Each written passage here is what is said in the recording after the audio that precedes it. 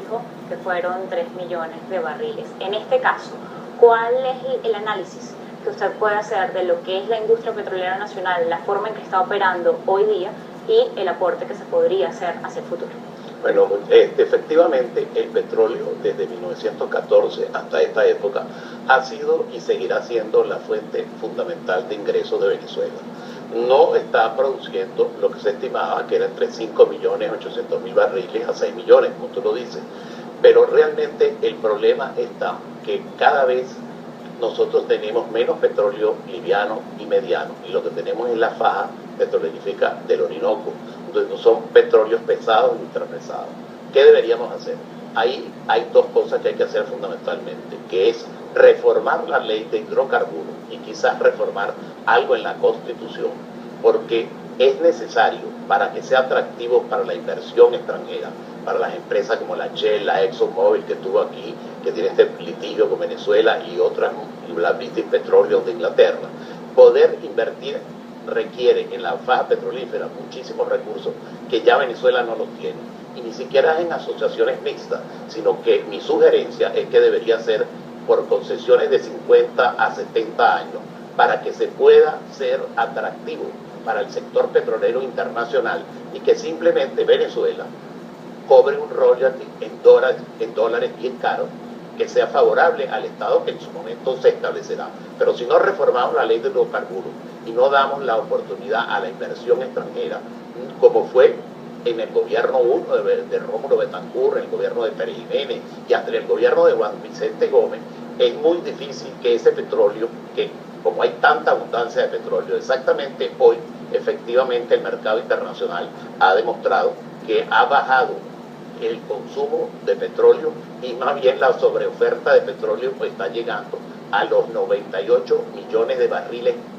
diarios. Y Venezuela está produciendo exactamente, que es 1.900.000 barriles. ¿Qué es lo que deberíamos hacer? Aumentar la producción de Venezuela, porque más allá de que los precios estén bajos, podamos compensar por volumen los precios.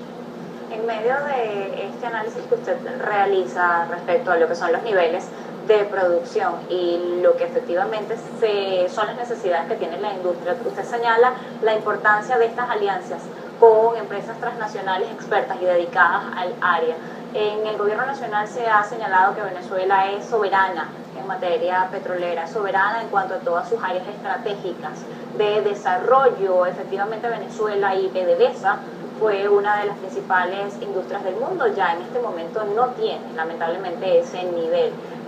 Recientemente también veíamos cómo se hablaba de la posibilidad de ir por todo lo contrario en lo que podría ser esta Asamblea Nacional Constituyente o el espíritu de esta Asamblea Nacional Constituyente. Algunos hablaban sobre revisar todo lo que tiene que ver con la conformación de empresas mixtas. Sin embargo, la estatal en un comunicado a sus socios señalaba que no, que todos los acuerdos se iban a mantener, todo acuerdo suscrito iba a seguir adelante, así como todos los convenios establecidos.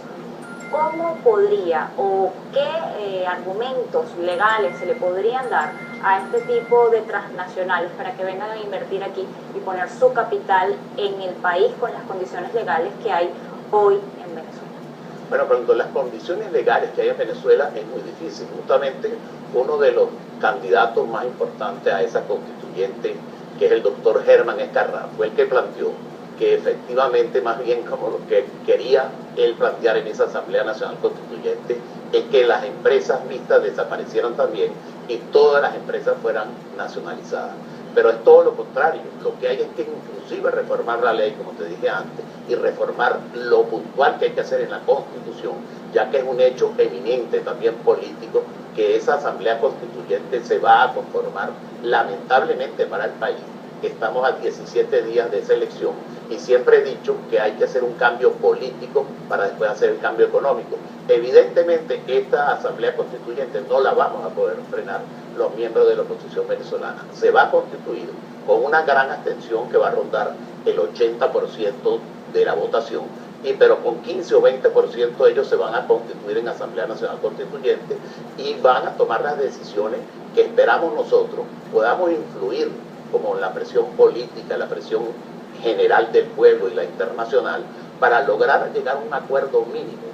para poder manejar el país hasta cuando supuestamente vengan las elecciones presidenciales en diciembre del 2018, porque si no, no vamos a poder ni concluir ni con los compromisos internacionales, no los vamos a poder cumplir, ni mucho menos vamos a poder tener los recursos necesarios para funcionar este año y medio que por lo mínimo le queda al gobierno del presidente Maduro. Eso quiere decir que aunque el sector opositor no participe de esta Asamblea Nacional Constituyente, tiene que expresar sus ideas respecto a por lo menos lo que tiene que ver con la materia económica en el país y a la industria petrolera como tal y a todo lo que tiene que ver con la necesidad de capital extranjero para poder avanzar en el aumento de producción, que es finalmente el ingreso que tiene el país para que después este ingreso pueda favorecer a otros sectores. Efectivamente, independientemente de que haya sectores radicales de la oposición que no quieren participar en nada y quieren una salida ya. Bueno, una salida ya la podemos querer el 80% de los venezolanos, pero ¿cómo la concretamos? Lo cierto es que por los canales constitucionales, democráticos y racionales, todo indica que ellos se van a conformar y va a existir la Asamblea Nacional Constituyente. En lo que hay que ejercer una presión política, respetable, democrática, para llegar a unos acuerdos mínimos en materia económica. Un ejemplo, un documento muy importante que un grupo de venezolanos presentaron al país, que el vocero fue el doctor Pedro Níquez, y entre los cuales lo firmó el doctor Eduardo Fernández y el doctor Claudio Fermín, donde proponen al país justamente eso, que nos demos una especie de tregua, por lo menos en el sector político, económico y social, pero sobre todo enfocado al económico, para poder llegar a esos acuerdos mínimos y llevar adelante el país y poder sacar todos los compromisos que tenemos. Yo estoy convencido que si a eso se toman las medidas necesarias, que es lo contrario, que es desmontar los controles, tanto el de precio como el de cambio, pero ponte que eso no lo haga Mariana, pero por lo menos logremos tener confianza de que la inversión extranjera en materia petrolera, como en materia minera, en materia de oro, se logre hacer en Venezuela sin ningún tipo de trabas para el sector privado internacional sobre todo, va a haber los recursos necesarios para honrar todos los compromisos internacionales y para el normal funcionamiento de la economía venezolana. Además de esto, el tema minero, el Estado se ha enfocado en este año en la minería, sobre todo en la extracción de oro, para llevarla a las bóvedas del Banco Central de Venezuela. Usted conoce del área de minería y conoce del área de oro. En este caso, llevar ese oro a las arcas del Banco Central de Venezuela no implica que sean parte de las reservas inmediatamente. Esto tiene que ser certificado. Esto le cuesta también un dinero al Estado. ¿Se puede, con los niveles que existen hoy en el sector minero, apuntalar las reservas de oro? ¿Es una buena idea por parte del gobierno nacional enfocarse en respaldar oro en lugar de acumular divisas a través de ventas de petróleo ya que ha caído? ¿O puede compensar el Estado la caída de petróleo con extracción de oro? A mi juicio sí se puede compensar la caída de los precios del petróleo con la producción de oro. La empresa canadiense más importante, que es la Gold Reserve, ha certificado que hay alrededor de 250.000 millones de dólares en el estado Bolívar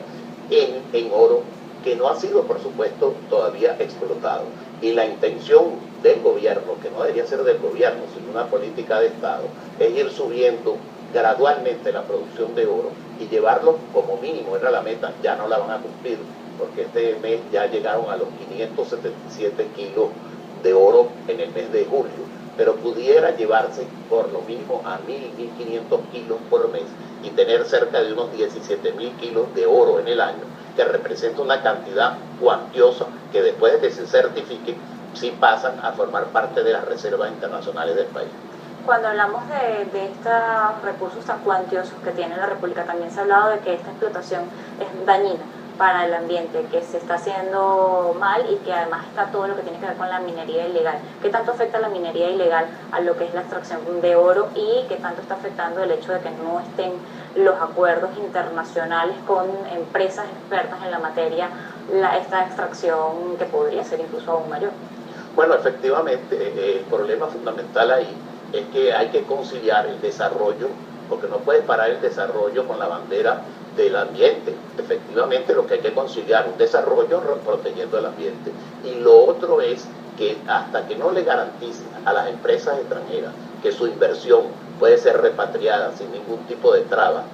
a su país de origen, se llame Canadá, los Estados Unidos, etcétera, no va a haber esa inversión grande. Y el problema de los garimpeiros no es nuevo, y hay que reconocerlo, y no es de este gobierno largo del presidente Chávez y ahora del presidente Maduro. Desde el gobierno 1 de Carlos Andrés Pérez ya se viene hablando en el país de los garimpeiros, que son la extracción de oro ilegal que sacan fundamentalmente hacia Brasil y hacia Colombia. Y yo creo que eso también lo tiene que regular el Estado. Y otra cosa que debería reformar es que los particulares, tanto extranjeros como venezolanos, que quisieran participar en el negocio del oro, lo puedan vender en el exterior. Actualmente, si yo que más o menos trabajo en esa área, en el sector privado, en la Caroni Gold Company, ¿qué es lo que tenemos que hacer? Todo lo que obtenemos de oro en el Estado Bolívar lo tenemos que comercializar dentro de Venezuela. Pero si a mí me permitieran, sería muy importante poderlo comercializar con países como Suiza, que varias veces me he reunido con ellos fuera de Venezuela, en Ginebra, y han planteado la necesidad de inclusive de conseguir financiamiento, en mi caso particular, grandes inversiones para poder explotar minas de oro que se den en concesiones por el gobierno nacional. Bien, entiendo esto. Hablaría entonces también esto de que podría obtener el Estado, si se lograra este tipo de acuerdo, reporte de ingresos a través de exportación de oro. Exactamente, a través de exportación de oro y vendiéndola al precio internacional, que como tú sabes, un día sube, otro día baja, las fluctuaciones normales del mercado. Exacto, el patrón oro también es un patrón importante a revisar dentro de la economía nacional y además generalmente cuando caen los mercados la mayoría de las personas se refugian en el oro como un instrumento para repatriar o para proteger su capital. Exactamente, y esa es una de las alternativas que inclusive desde 1940 hasta 1971 Venezuela funcionó con el patrón oro y en esa etapa hubo desarrollo, crecimiento económico y apenas un 3.25 de inflación. Yo soy partidario que pudiéramos regresar al patrón oro, ya que Venezuela es un país de grandes recursos minerales y tiene grandes reservas de oro en el país, y estoy seguro que inmediatamente empezaría a descender la inflación, que es el flagelo más importante que nos ataca a todos los venezolanos en el sector económico, por supuesto. Le agradezco habernos acompañado en la tarde de hoy en Noticias Globovisión Economía, el